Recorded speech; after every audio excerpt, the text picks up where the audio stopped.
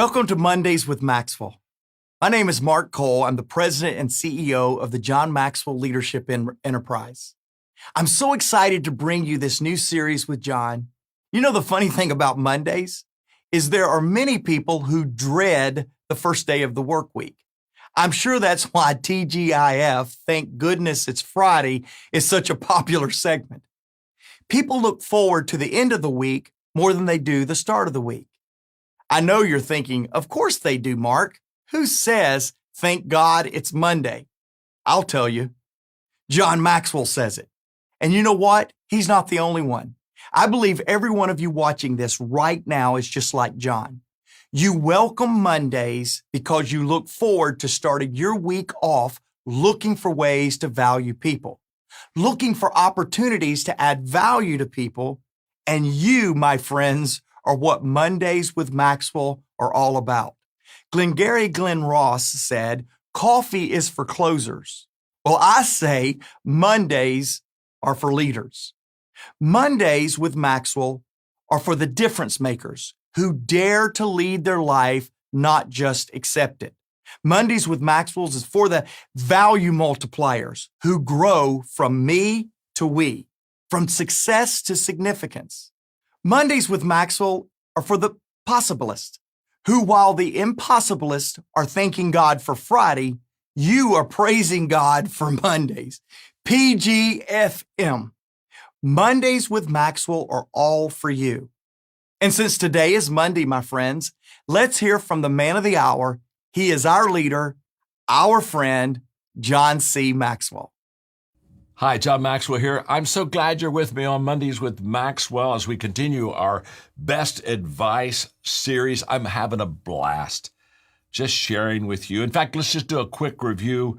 In the last few weeks, we've given some advice such as always bring something to the table. People need recognition, so give it to them very freely. Humility is a most important quality in a leader's life. It's essential for leadership. That was from Ed Bastian, by the way, CEO of Delta. Control your destiny by controlling your dollars. You're only as good as your last book. And in a moment, I'm going to give you some advice from Dan Cathy. But Andrew Manzano, who is, this is his studio. He's one of our John Maxwell team coaches, and we do virtual stuff in here all the time. Andrew reminded me last week on Monday with Maxwell, I didn't give any Andrew advice, and you're probably mad at me because you're already loving that humor of his. And so I'm going to make up for it today since I didn't get one last week. And by the way, I forgot, okay? But it's okay. I'll give you two Andrews today, okay? This will just probably put you under, okay? Okay, this is one. This is from Andrew. Advice from Andrew.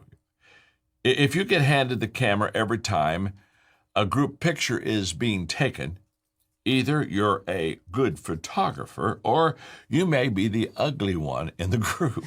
Okay. Oh, shoot, that was good.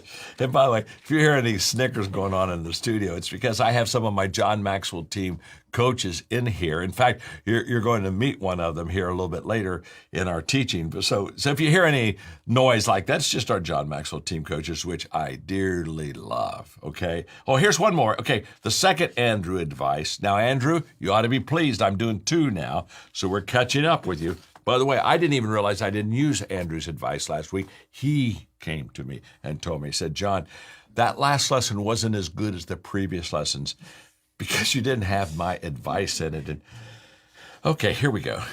My grandpa used to say, when one door closes, another one opens. Lovely man. Terrible cabinet maker. Okay, we just love, Andrew, we do really, truly love your advice. The only thing better than your advice is your technology ability and putting together fine work for us in the studio. So thank you very much. This week, advice from Dan Cathy, CEO of Chick-fil-A, longtime friend. I shared with you in a previous lesson that Ed and Dan and I were playing golf, and I asked them, I said, I'm doing my Mondays with Maxwell now, And the reason I had to make sure they knew it was Mondays with Maxwell is because when I started asking questions, Ed Bastian looked at me, and I'm starting to get my iPhone out, and he said, "Okay, John, you're starting to write a book and not play golf, aren't you?" And so I said, "No, this isn't about writing. This is about Mondays with Maxwell." And I looked at Dan, and I said, "What do you think is the best advice for a leader today?" And Dan Cathy gave some, well, I'm going to give it to you right now. Dan Cathy said leaders need to be self-aware and situationally aware. And so for a few holes on the golf course, I had a mentoring lesson, an advice from a very good leader, all about awareness, self-awareness and situational awareness. In fact, I came away from our time together and I went to a book that I wrote a few years ago called No Limits. And the reason I went to that book is because basically the thesis of that book is that if you grow in your awareness and if you develop your abilities and if you make the right choices, you got that? Grow in your awareness, develop your abilities, make the right choices, you can reach your capacity. Well, the advice that we're talking about in our Mondays with Maxwell, it's all about capacity. It's all about how can we reach our potential. Well, I thought about the No Limits book and how that awareness is so important in your life. I mean, let's face it, you can't fix what you're unaware of. And that reminded me of one of my laws of growth in the 15 Laws of Growth book, which says, it's the law of awareness, by the way, that you must know yourself to grow yourself. And then I began to think about my life and my leadership and the misses that I've had in what I've attempted to do.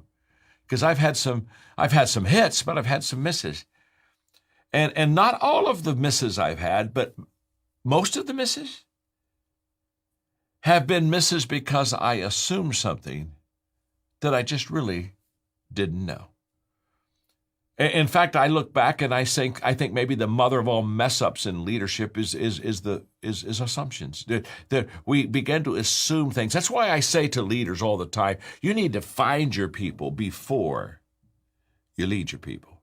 The first responsibility of the leader isn't to lead others. We got to find them first. But let me say this, I got to find myself before I can lead myself. And I've got to certainly find myself. I've got to be self-aware before I can be situationally aware. I've got to be able to understand me before I can understand you, and I got to be able to understand both of us so that I can understand the mission that we're really trying to accomplish. I can still remember, now my background, as you know, I was a pastor, and I have a degree in counseling. I can still remember in my early years when I did counseling, I wasn't any good at it at all. I wore myself out. I wore the people out. It was terrible. And then I had somebody walk into my life and just absolutely turn the light on for me. I was unaware that counseling wasn't my gift. I was aware that I wasn't good at it. I was aware that it was exhausting me. And they walked into my life and they said, John, you should be an equipper, not a counselor. And then they defined the difference. An equipper works on the strengths of people. A counselor works on the weaknesses of people. That changed my life. That person helped me become self-aware. By the way, I don't think there's such a thing as self-awareness. I think the awareness that I have that I didn't have before is not because all of a sudden I became brilliant. I think it's because somebody loved me enough to come alongside of me and help me with my blind spot. After all, they are called blind spots. So let's talk briefly about self-awareness. Albert Einstein said, once we accept our limits, then we can go beyond them. But we can't go beyond our limitations until we accept them. And let me just say this, we can't accept them until we know them. A few years ago on our exchange, every year through our John Maxwell Company, we do an exchange event for leaders, and we do a different city, and we give them leadership experiences.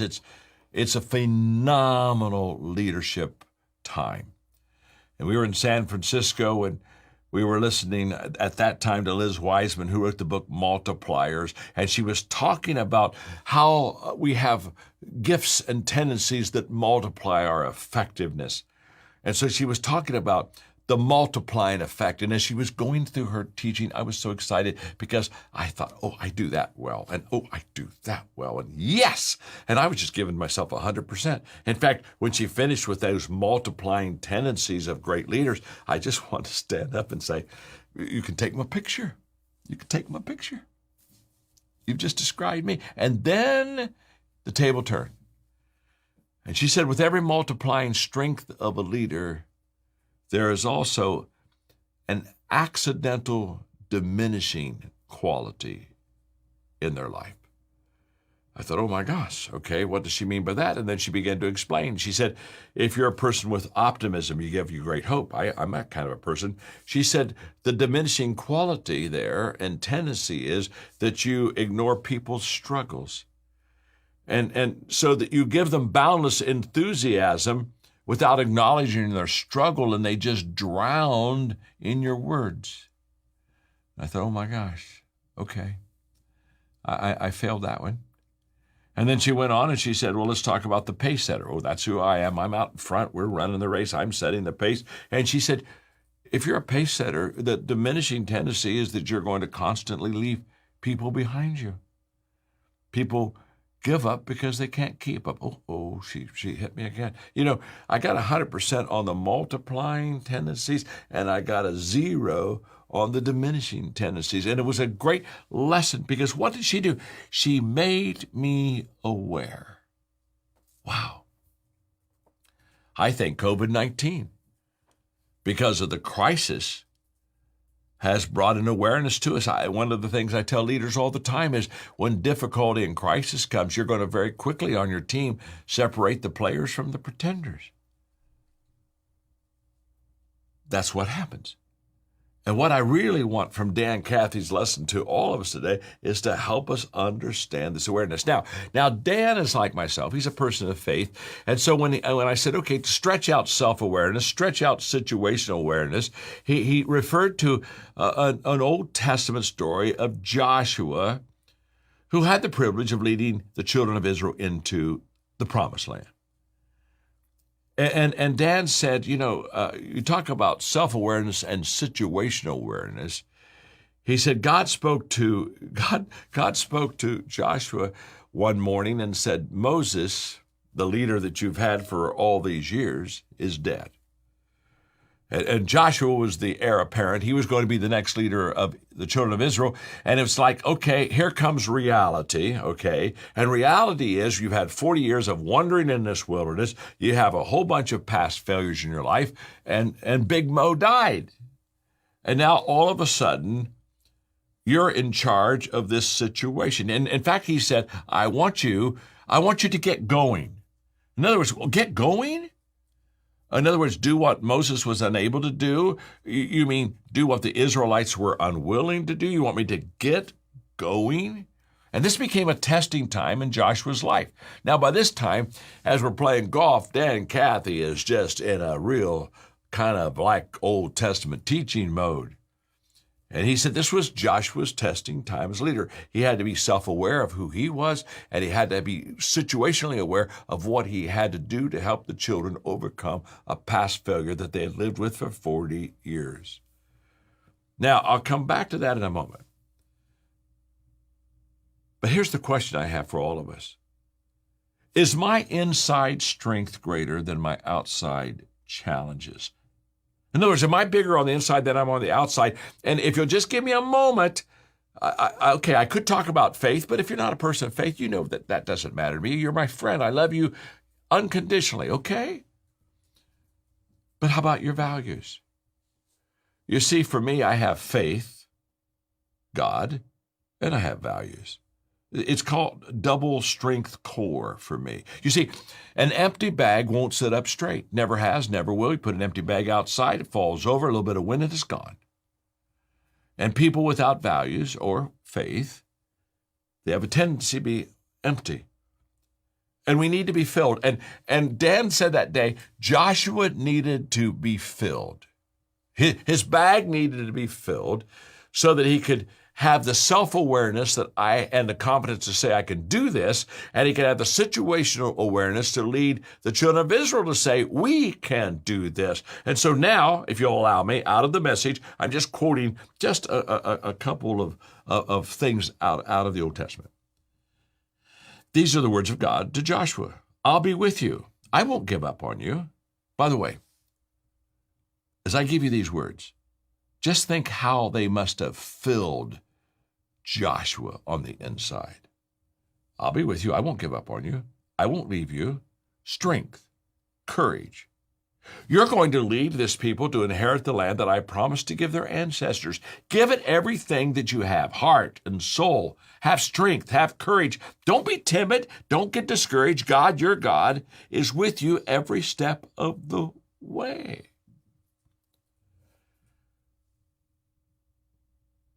That self-awareness of who he was because he had values and faith on the inside allowed him to be situationally not only aware of the challenge of leading people who had lived beneath their own privileges for 40 years.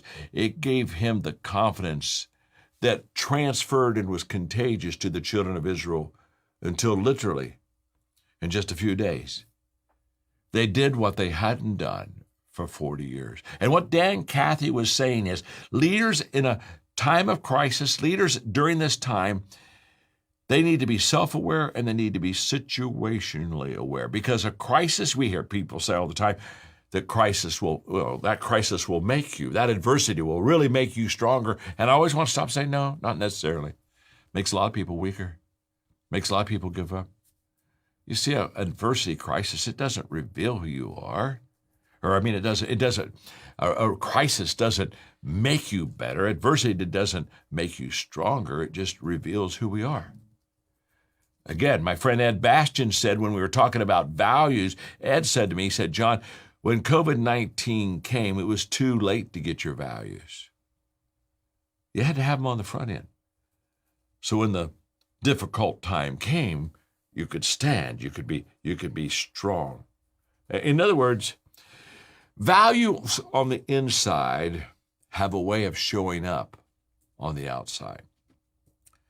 Dan Cathy that day was teaching me, as I'm passing it on to you, that leadership really is successful when we are self-aware of who we are because we have good stuff on the inside that allows us to be situationally aware and meet the needs of the people. Let me tell you a closing story about Dan. It was that same, no, it wasn't the same day. I started to say it was the same day. It was another day that Dan and I played golf. Okay. We were at my golf club, and we were going to have lunch before we went out. And so I took Dan over to a really nice buffet that they have every noon at lunch. And I said, we can order off the menu or you can have the buffet. He said, oh, this looks good. And so I said, well, go first. I mean, I'm the host, go first. And so he, filled his plate up and went over his table. And so now I'm going through the buffet, filling my plate up. And while they're doing that, I noticed that Dan's back over and he's standing beside me. And I looked at him and said, oh, I'm sorry, Dan. I said, here, did you forget something? And because I was going to let him back in and, maybe there was something he wanted to pick up that he didn't get the first time. He said, oh, no. He said, I'm good. He said, I'm just waiting on you. I said, okay. And so when I filled my plate up, I turned around to just take it, walk it over to the table, and there's Dan with his hands out like this. And I just handed him the plate because that's what he wanted. He turned around, took the plate over and set it there at my part of the table, place of the table, pulled my chair out, had me sit down, pushed the chair in, got the napkin, put it on my lap, sat down, and we started to eat. Now, don't miss this. Chick-fil-A is known for the culture of serving, of adding value to the customer, my pleasure. But that's not a brand that's just successful that makes Chick-fil-A be who they are. You see, it's who Dan Cathy is. Don't miss this. And in fact, sometimes people come to me and they say, well, help me with branding. And I say, well, I'm probably not really good with that. We got a lot of people at the John Maxwell Company that are good with that, but it's really not who I am. I'm not that good. But I do say this to them. Why are you so concerned about branding? Why don't you just get good? Because if you're good, then the brand will really work. But if you're really not good, that brand isn't good enough to pull you through and keep the customer happy. You see, Dan lives what his company advertises. It's in him. It's who he is. It makes him authentic, but it also makes the message of his organization authentic. And I think that's kind of a huge advice for me. I think it's huge advice for you. And very simply, are we living out our message that we advertise that we are? So that day, on the golf course, Dad and Kathy just simply said, hey, if you want to lead well during this time, be very self-aware and be situationally aware. We can do those two things, we'll succeed. You can just bank on it. And let me just share something else with you. I have a John Maxwell team member that I want you to meet. And you will be greatly encouraged by what this person is doing and what this person is learning and how it's helping them become better. And the reason that I want you to listen to them for a moment with me is because I think that some of you are just like that person. And you might say, hey, I'd like to be part of the John Maxwell team. I sure would love to have you be part of our family. Thanks for being with me today on Monday with Maxwell. Now listen to one of our coaches. Hi, John Maxwell here. I'm with one of our John Maxwell team coaches. Her name is Tessa, and you're from Canada, right? I am. What yes. part of Canada? Ontario. Ontario, Canada. And Tessa has a wonderful husband and 2 children. Mm-hmm. And when did you become a John Maxwell team coach? I joined the team in December of 2018. Okay. So you've been with us a few years. I have. Glad you're part of the team, part of our family. Okay, talk to me. Why did you join Tessa, and what benefits has it been that you become a part of the John Maxwell team? Well, I had been studying you for quite a few years without realizing that this even existed. And in 2018, I picked up the 15 Invaluable Laws of Growth, which is the best book, and everyone needs to read it, by the way, because it changed my life. Thank you. And when I read that book, at the back, there was an invitation to join the team. And so I was like, what is this team? And I went to your website and I discovered the John Maxwell team. And I reached out to someone who I had met a year ago to say, tell me a little bit more, and should I join? And after a brief conversation with him, I decided it was the right fit, and I jumped in, and here I am. And has it been a good experience for you? It has changed my life. I mean, when I say that, I'm not exaggerating. It completely changed my life. I, learned so much from you and from our mentors. And so I'm now, shifted my focus working with teams and organizations, which I've always wanted to do, but never had, the bravery to go and do it or the courage to go and do it. But the team allowed me to do that. And Tessa, you shared with me earlier that you're an entrepreneur and a business lady, and now you're full-time as a John Maxwell team member, and that means you're consulting with companies, right? I am, yeah. I was working mainly with entrepreneurs when I started.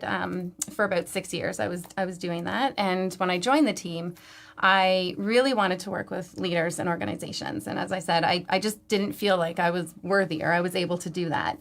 And by leaning in and just being a part of the team and growing and taking risks and jumping and, as Chris always says, learn a little, do a little, I really grabbed on to doing a little. And it led me to working with teams and organizations, and I'm able to make an impact in their organizations. This is so exciting. And the reason I wanted you to meet Tessa is because I have a feeling that some of you are just kind of like her. You're already doing well, but you would really like to make a difference in people's lives. And when Tessa joined our John Maxwell team, she got into an environment that gave her confidence, would you say, that gave you kind of that push that you needed with good training, with maybe even a good name, John Maxwell. Did that work for you? The best name, actually, yes. And has that opened some doors, being a John Maxwell team certified coach? It has, yeah. It definitely, I mean, your credibility and the value that you bring to the leadership world and to the business world in general, right? It's really helped me to grow and learn. And our mentors, as I said, are, I think, the most amazing in the world. And so being able to use that to help me has been incredible. Tessa, you make me proud. Thanks so much for being part of our John Maxwell family, John Maxwell team. I sure would love to have you join our team too. So now we see there is good advice and Andrew advice. Let's call that unadvice. I hope you've enjoyed today's Monday with Maxwell Lessons. What's some good advice or some unadvice you've received? Let us know in the comments. And what can we say about our John Maxwell team members? Every day, they look for ways to lead in and live out Maxwell leadership principles and philosophies. We're so grateful for the John Maxwell team. Each week, we'll feature a member or mentor from our team who will share their story and their journey with you. Why? Because we want you to see the real stories of difference makers, of value multipliers, and of possibilists. If you want to learn how you too can join John's team of difference makers, go to mondayswithmaxwell.com. Let me say that again. It's Mondays, plural, mondayswithmaxwell.com. Let us know how you saw Mondays with Maxwell and how you want to make a difference. Thank you again for watching today. We'll see you next week for another episode of Mondays with Maxwell.